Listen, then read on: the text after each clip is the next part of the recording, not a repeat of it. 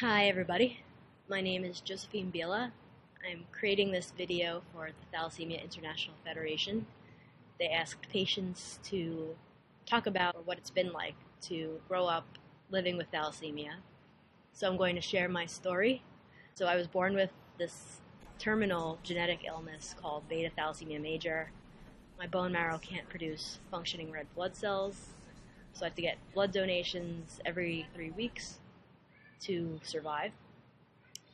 As a kid growing up with this illness, I was getting transfused every single week.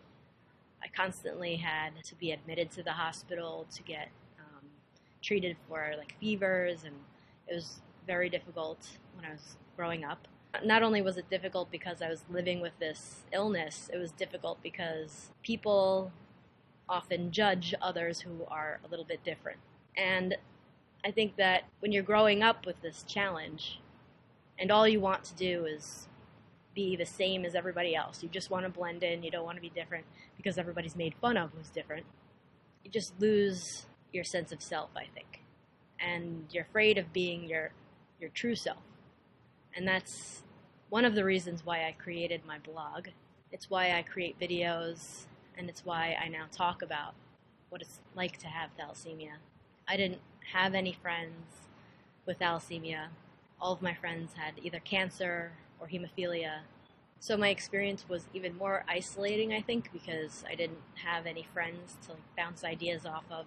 But still, the people that I met changed my life, because as an adult now, I think back to the relationships that I had with these children who didn't survive the way that I did. They all passed away. So now the things that I do in my life are basically dedications to all of the friends that I lost. Every single time I go to the gym, I think of my friend Robin, who passed away from hemophilia. She was always very interested in bodybuilders, and we were only 8 years old, but I still remember the conversations that we had. And the way that I saw patients struggle, and the way that I knew I struggled emotionally, that's the main reason why I started blogging, and that's why I got my master's degree in social work. Just so many people did tell me that I couldn't do a lot of things, and I think it's important to just do them anyway. If you feel like you have it in you to run a race, then run the race.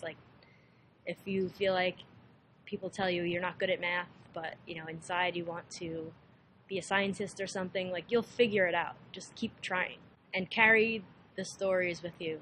Share your stories. Don't be afraid of being yourself. I can't even tell you how many people have reached out to me now that I've been more vocal about my experiences, and now that I've been helping people get through their emotional issues. It's been so rewarding. As I was growing up, I was often surrounded by cancer patients, and there was this one man who used to always stare at me. He saw this young girl going in for transfusions, and it was probably completely strange to him. And I always remembered the way that he struggled with transfusions. So that's what inspired me to write the book that I wrote. I like to just teach people everything I know, everything that's helped me overcome the challenges that I've faced. Because we do face challenges, and people do discriminate against you, and it's not simple, it's not easy. But I know that if you just keep trying and you don't see your illness as an obstacle and you just live with it as part of yourself, you can overcome anything. And I'm so confident in that. And I really want you to express yourself and never feel alone, because you're just not. And you're not different. You're just as magnificent as everyone else. It takes a lot of perseverance to get through. So I hope you like this video, and I will talk to you soon.